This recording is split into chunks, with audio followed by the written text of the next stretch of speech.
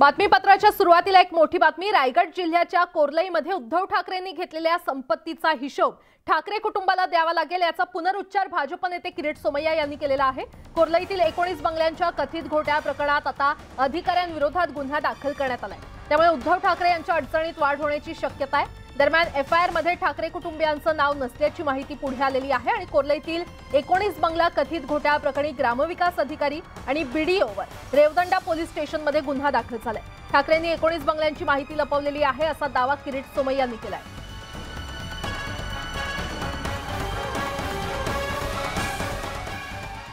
तर यावर बोलण्यासाठी स्वतः भाजपचे नेते किरीट सोमय्या आपल्यासोबत जोडले गेलेले आहेत। किरीटजी, न्यूज 18 लोकमत मध्ये आपलं स्वागत आहे। तुम्ही म्हणताय की उद्धव ठाकरे यांनी 19 बंगल्यांचा घोटाळा लपवलेला आहे, काय नेमकं तुमचं म्हणणं आहे? वास्तविकरित्या आता हे किरीट सोमय्याचं म्हणणं राहिलं नाही, कारण की महाराष्ट्र सरकारच्या वतीने आता ही तक्रार नोंदवण्यात आली आहे। अन्वय नाईक कडून रश्मी उद्धव ठाकरेंनी 9.5 एकर जागा व 19 बंगले विकत घेतले, स्वतःच्या नावावर केले। एप्रिल 2013 पासून मार्च 2021 पर्यंतची घरपट्टी रश्मी ठाकरेंनी भरली, स्वतःच्या नावावर बंगलो करून घेतले। परंतु उद्धव ठाकरे, रश्मी ठाकरे यांनी ही 8.5 कोटीची मार्केट व्हॅल्यू असलेली संपत्ती स्वतःचा इन्कम टॅक्स रिटर्न मध्ये, स्वतःचं निवडणूक एफिडेव्हिट जे शपथपत्र होतं त्यात दाखवलं नाही। मी तक्रार केली होती, चौकशी करून आता हे रेकॉर्ड मिटवण्याचं मुख्यमंत्री कार्यालयाने दबाव आणला होता आणि ग्रामपंचायतने 2021-22 मध्ये रेकॉर्ड मिटवले, खाडाखोड केली, म्हणून ही एफआयआर झाली आहे। चौकशी सुरू झाली आहे, उद्धव ठाकरेंना हिशोब द्यावा लागणार। बरं किरीटजी, धन्यवाद न्यूज 18 लोकमतशी संवाद साधण्यासाठी। तर ठाकरेंनी 19 बंगल्यांची माहिती लपवलेली आहे असा दावा किरीट सोमय्या यांनी केलेला आहे आणि त्याच संदर्भात आता चौकशी सुरू करण्यात आलेली आहे।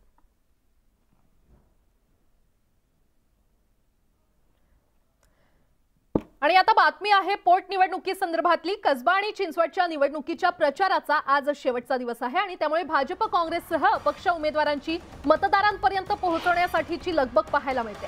आज संध्याकाळी 5 वाजता प्रचार थांबणार आहे आणि त्याआधी रोड शो आणि सभा घेऊन अधिकाधिक मतदारांपर्यंत पोहोचण्याचा सर्वच राजकीय नेत्यांचा प्रयत्न सध्या सुरू आहे। मुख्यमंत्री एकनाथ शिंदे, उपमुख्यमंत्री देवेंद्र फडणवीस, चंद्रकांत पाटील तसंच चंद्रशेखर बावनकुळे यांच्यासह अजित पवार उमेदवारांचा प्रचार करणार आहेत। ही पोटनिवडणूक भाजप आणि महाविकास आघाडीसाठी आता प्रतिष्ठेची मानली जाते आणि कसब्यातील भाजप उमेदवार हेमंत रासने आणि महाविकास आघाडीचे काँग्रेसचे उमेदवार रवींद्र धंगेकर यांच्यासाठी दोन्ही बाजूंकडून जोरदार प्रचार सध्या सुरू आहे। तर तिकडे चिंचवडमध्ये अश्विनी जगताप आणि नाना काटे यांच्यासाठी भाजप तसंच महाविकास आघाडी जोर लावते।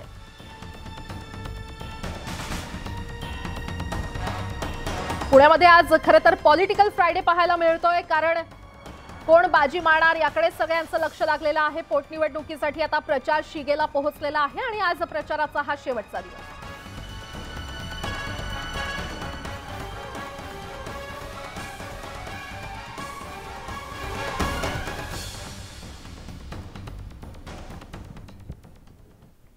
दरम्यान पुण्यातील चिंचवड आणि कसबा विधानसभा मतदारसंघ पोटनिवडणुकीचा प्रचार शिगेला पोहोचलाय। चिंचवड विधानसभा पोटनिवडणुकीत महाविकास आघाडीचे उमेदवार नाना काटे यांचा प्रचार करण्यासाठी राष्ट्रवादीचे ज्येष्ठ नेते अजित पवार यांची जाहीर सभा पार पडली। यावेळी अजित पवार यांनी शिंदे फडणवीस सरकारवर जोरदार हल्लाबोल केलाय। आपल्या भाषणात अजित पवार यांनी दिवंगत आमदार लक्ष्मण जगताप यांच्यासोबतच्या मैत्रीचा उल्लेख केला आणि त्याचबरोबर यावेळी अजित पवार यांनी मेट्रो पुण्यामध्ये आणण्याचं काम कुणी केलं असा सवाल विचारताना लोकांची दिशाभूल करू नका असा टोला देखील लगावलाय।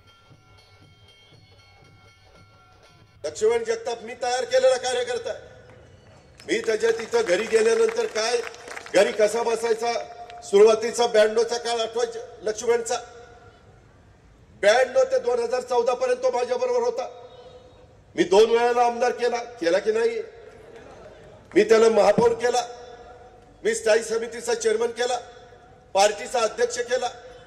ज्यावेळेस पवळे आपल्यातनं मधुकरराव निघून गेल्यानंतर पवळेच ना त्याच्यानंतर महापौर पदाची जागा रिक्त झाली, तिथं दिलं. मी सगळ्या कार्यकर्त्यांना कुठं भेदभाव केला नाही. मुख्यमंत्री देखील स्वतः रॅली करतात. रॅली मुख्यमंत्र्यांनी इथपर्यंतची अवस्था आली. अरे मुख्यमंत्र्यांनी जाहीर सभा करायची असते, निघून जायचं असतं. आता तुम्ही आणि रॅली कुठं? जिथं आदल्या दिवशी अजित पवार फिरला तिथंच रॅली यांची. अरे पटेल, आजचे दिन आले का? नाही. स्टील 36,000 रुपये टन होतं, आता स्टील झालंय 60,000 रुपये टन. घ्या आजचे दिन. कमळाबाई घ्या. सांगतो राव, घड्याळ घड्याळ घड्याळ काय चाललंय मला तर काही कळतच नाही. त्याच्यामध्ये रेती 1,500 रुपये ब्रासनी मिळायची, आता झाली 6,000 रुपये. घ्या कमळाबाई. त्याच्यामध्ये दुचाकी 50,000ला मिळायची, आता झाली 90,000ला. कसं काय वाटतंय? गारगार वाटतंय. आता कसं वाटतंय? तिकडे कसब्यामध्ये हेमंत रासनेंच्या समर्थनार्थ देवेंद्र फडणवीसांनी जोरदार प्रचार केला. यावेळी त्यांनी विरोधकांवर जोरदार टीका केली आहे. कसबा पोटनिवडणुकीत अनेक अपप्रचार करण्याचे प्रयत्न केले, विविध समाज नाराज असल्याचं सांगितलं, पण तसं काहीही नसल्याचं फडणवीसांनी म्हटलंय. कसबा हा हिंदुत्ववादी आहे आणि हा पुणे छत्रपती शिवरायांचं पुणे आहे. हे भाजपचं कसबा आहे. भापट यांनी कसबा मतदारसंघ बांधलाय. या ठिकाणी काँग्रेसचा उमेदवार निवडून येणारच नाही असा घणाघात फडणवीसांनी केलाय. कसबा भारतीय जनता पक्षाचा आहे. कसबा हा गिरीश बापटांनी बांधलेला कसबा आहे आणि भारतीय जनता पक्षाचे कार्यकर्ते नेते कसे आहेत बघा. गिरीश भाऊने जीवनभर जनतेची सेवा केली, पक्षाचं काम केलं आणि काल परवा आजारी असून देखील जेव्हा त्यांच्या लक्षात आलं की भारतीय जनता पक्षाचा उमेदवार माझ्या कसब्यामध्ये लढतोय आणि त्याच्याकरता मी आव्हान केलं पाहिजे, त्यावेळी आजारी अवस्थेतही कार्यकर्त्यांची बैठक घेऊन भारतीय जनता पार्टीच्या विजयाचं आव्हान हे गिरीश भाऊ बापटांनी केलं. या निवडणुकीमध्ये अनेक नरेटिव्ह तयार करण्याचा प्रयत्न झाला, अनेक गोष्टी सांगण्याचा प्रयत्न झाला. मग कधी सांगितलं ब्राह्मण समाज नाराज आहे, मग कधी सांगितलं तो समाज नाराज आहे, मग कधी सांगितलं अशा प्रकारे होणार आहे. एक गोष्ट मी निश्चितपणे सांगतो, हा जो कसबा आहे ना, कसबा हा हिंदुत्ववादी कसबा, हिंदुत्ववादी. आमच्या वहिनी अश्विनीताई जगताप यांना आपण उमेदवारी द्यावी असा निर्णय भारतीय जनता पक्षाने घेतला आणि अतिशय दुःखाच्या काळातही त्या खंबीरपणे उभ्या राहिल्या. आणि त्याचं एकमेव कारण आहे की त्यांच्या डोळ्यासमोर एकच स्वप्न होतं की जे कार्य लक्ष्मण भाऊंनी अर्धवट ठेवलं आहे ते कार्य पूर्ण करण्याकरता मला आता उभं राहावं लागेल. आणि ही मानसिकता डोळ्यासमोर ठेवून त्यांनी मान्य केलं. आणि आज आपण सगळे लोक खऱ्या अर्थानं या ठिकाणी उपस्थित आहोत ते अश्विनीताईंना आशीर्वाद द्यायला. राज्यातील सत्ता संघर्षावर शिंदे आणि ठाकरे गटात वाद सुरू असतानाच आता शिवसेना उद्धव बाळासाहेब ठाकरे पक्षाकडून वेगळी ओळख निर्माण करण्यासाठी प्रयत्न सुरू झालेत. विधानसभेत शिवसेना उद्धव बाळासाहेब ठाकरे गटाला मान्यता मिळावी यासाठी विधानसभा अध्यक्ष राहुल नार्वेकरांना लवकरच पत्र लिहिण्यात येणार असल्याची माहिती आहे. या पत्रात शिवसेना उद्धव बाळासाहेब ठाकरेला सभागृहाच्या मजल्यावरील आपला गट वेगळा गट म्हणून ओळखावा आणि मुख्यमंत्री शिंदे यांच्या नेतृत्वाखालील शिवसेनेशी जोडू नये अशी मागणी करण्यात येणार आहे. तसंच राज्य विधिमंडळाच्या आगामी अर्थसंकल्पीय अधिवेशनात शिवसेना उद्धव बाळासाहेब ठाकरे गटाला विधानभवनात नवं कार्यालय द्यावं अशीही मागणी करण्यात येणार आहे. याशिवाय संसदेमध्ये देखील नव्या कार्यालयाची मागणी शिवसेना उठावाकडून करण्यात येणार असल्याचं सांगण्यात येत आहे.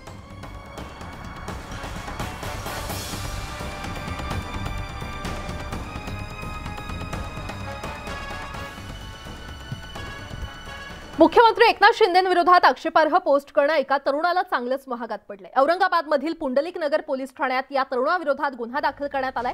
संबंधित तरुणानं फेसबुकवर मुख्यमंत्र्यांबद्दल आक्षेपार्ह पोस्ट टाकल्यानंतर युवा सेना आक्रमक झाली होती। त्या तरुणाविरोधात गुन्हा दाखल करण्याची मागणी केल्यानंतर पोलीस स्टेशनमध्ये गुन्ह्याची नोंद झाली आहे। आक्षेपार्ह पोस्ट करणारा संबंधित तरुण हा शिवसेना उद्धव बाळासाहेब ठाकरे गटाचा शाखा प्रमुख असल्याचं सांगण्यात येतं। देवीदास पवार नामक या व्यक्तीने सोशल मीडियावरती माननीय महाराष्ट्राचे लोकप्रिय मुख्यमंत्री यांच्याबद्दल व्हॉट्सअपवरती एक पोस्ट पाठवली। असे 2-3 त्या ठिकाणी त्याने स्क्रीनशॉट टाकल्या। त्या स्क्रीनशॉटमध्ये त्यांनी महाराष्ट्राच्या मुख्यमंत्रीबद्दल अपशब्द वापरले। त्या अपशब्द वापरल्यानंतर मी आज पोलीस स्टेशनला त्यांच्या विरोधात तक्रार दिल्यानंतर त्यांच्या विरोधात आज गुन्हा दाखल झाला। गुन्हा दाखल 500 आणि 504 अशाप्रमाणे या ठिकाणी गुन्हा दाखल केलेला आहे।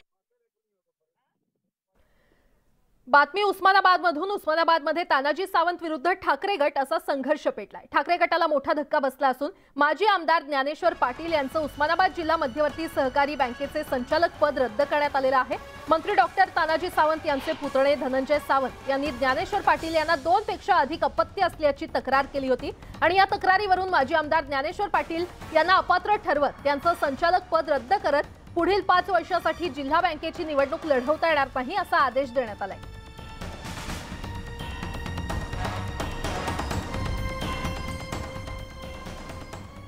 सोलापूर जिल्ह्याच्या माढा तालुक्यातील मोडनिंब इथे लग्नासाठी आलेल्या वऱ्हाडाच्या बसनं अचानक पेट घेतल्यानं एकच खळबळ उडाली आहे। हळदीचा कार्यक्रम चालू असताना अचानक आग लागल्यानं पळापळ झाली।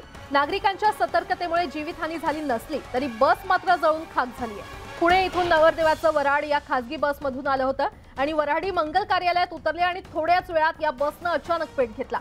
तातडीनं गाडीमध्ये बसलेल्या चालकाला खाली उतरवून नागरिक आणि वऱ्हाडी मंडळींनी बस विझवण्याचा प्रयत्न सुरू केला। अधिक माहिती देत आहेत आमचे प्रतिनिधी वीरेंद्र सिंग उत्पात आपल्यासोबत जोडले गेलेले आहेत। वीरेंद्र, या बसला नेमकी आग कशामुळे लागली त्याचं कारण कळू शकलेलं आहे का? मोडनेम येथील लग्नासाठी ही खाजगी बस आली होती आणि आग कशामुळे लागली ह्याचं कारण आतापर्यंत स्पष्ट झालेलं नाहीये। पण ऐन हळदीच्या वेळेस या बसला आग लागली। तेथील जे मनसेचे जिल्हाध्यक्ष आहेत प्रशांत गिरडे आणि सर्व कार्यकर्त्यांनी ती स्वतः आग विझवली आहे। अग्निशामक दलाचे प्राथमिक माहिती कळते कारण तिथं जवळपास अग्निशामक दलाची गाडी नाही असं कळतंय।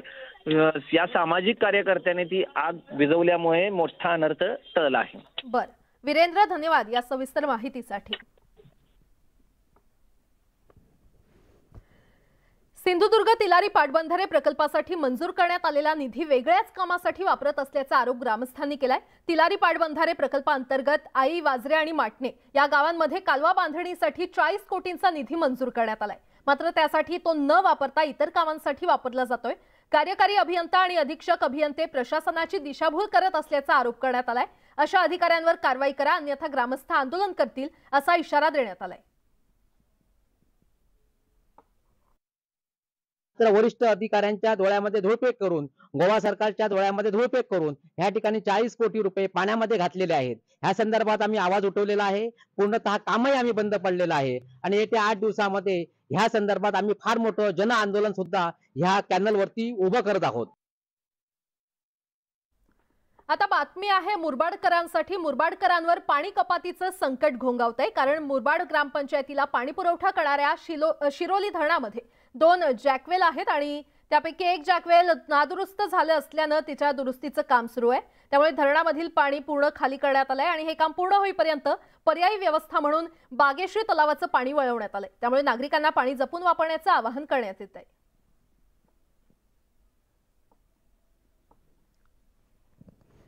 तिकडे जुन्नरमध्ये बिबट्याची दहशत पसरली आहे। आता जुन्नरमधील धालेवाडीमध्ये बिबट्याचा वावर पाहायला मिळाला। नवनाथ विधाते यांच्या घरासमोर बिबट्या शिकारीच्या शोधात वावरताना दिसला। यावेळी बिबट्यानं घराबाहेर असलेल्या श्वानावर हल्ला केला। मात्र विधाते यांनी तातडीनं बाहेर धाव घेतल्यानं या बिबट्यानं पळ काढला। सुदैवानं श्वानाचा जीव वाचलाय। मात्र या घटनेमुळे नागरिकांमध्ये भीतीचं वातावरण पसरलंय।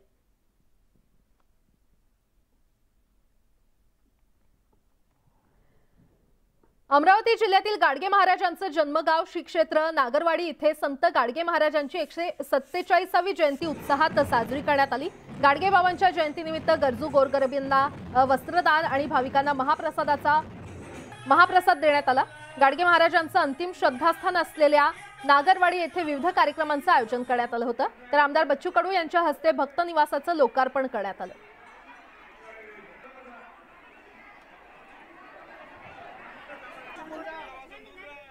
बातमी धुळ्यातून। धुळे शहरात सुरू असलेल्या स्वर्गीय खाशाबा जाधव चषक कुस्ती स्पर्धेच्या दुसऱ्या दिवशी स्पर्धेवर कोल्हापूरचं वर्चस्व राहिलेलं आहे। महिलांच्या विविध किलो वजन गटात 3 पुरुष आणि 2 सुवर्ण पदक मिळवत कोल्हापूरच्या कुस्तीपटांनी आखाडा गाजवला, तर महिला आणि पुरुष गटात धुळे जिल्ह्याला प्रत्येकी 1-1 कांस्य पदक मिळालेलं आहे।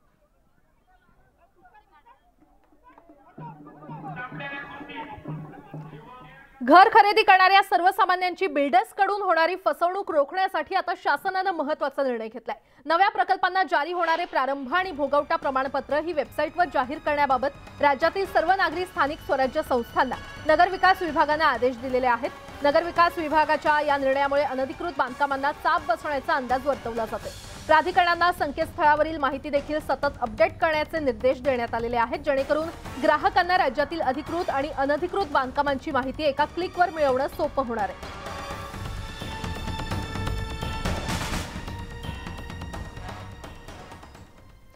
प्रसिद्ध लावणी स्टार गौतमी पाटील जिथे जाते तिथे गर्दीच गर्दी होते। गौतमी आणि वाद हे समीकरण काही नवं राहिलेलं नाहीये आणि अशातच आता गौतमी पाटीलच्या आणखी एका कार्यक्रमात तुफान राडा झालेला आहे। अहमदनगरच्या राहता येथील कार्यक्रमात हुल्लडबाजीमुळे पोलिसांना लाठीचार्ज करावा लागला, तरीही हुल्लडबाजी न थांबल्यानं अखेर गौतमी पाटीलला आपला कार्यक्रम गुंडाळावा लागला। गौतमीची लावणी सुरू असताना काही अतिउत्साही तरुणांनी तिच्यावर नोटांची उधळण केल्यानं सुरुवातीला 15 मिनिटं कार्यक्रम थांबवावा लागला होता। मोठा पोलीस बंदोबस्त आणि बाउन्सर्सच्या गराड्यात गौतमीला कार्यक्रम स्थळावरून बाहेर काढण्याची वेळ या आयोजकांवर आली।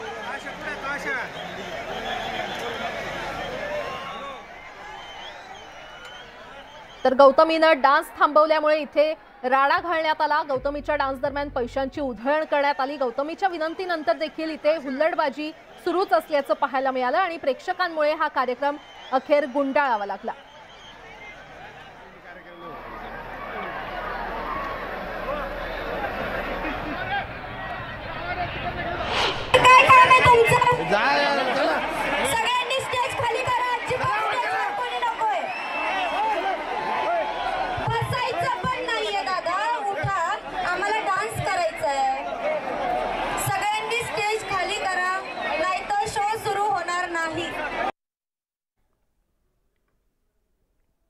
आणि यासोबतच या बुलेटिनमध्ये वेळ झाली इथेच थांबण्याची। मात्र ताज्या घडामोडींसाठी पाहत रहा न्यूज 18 लोकमत।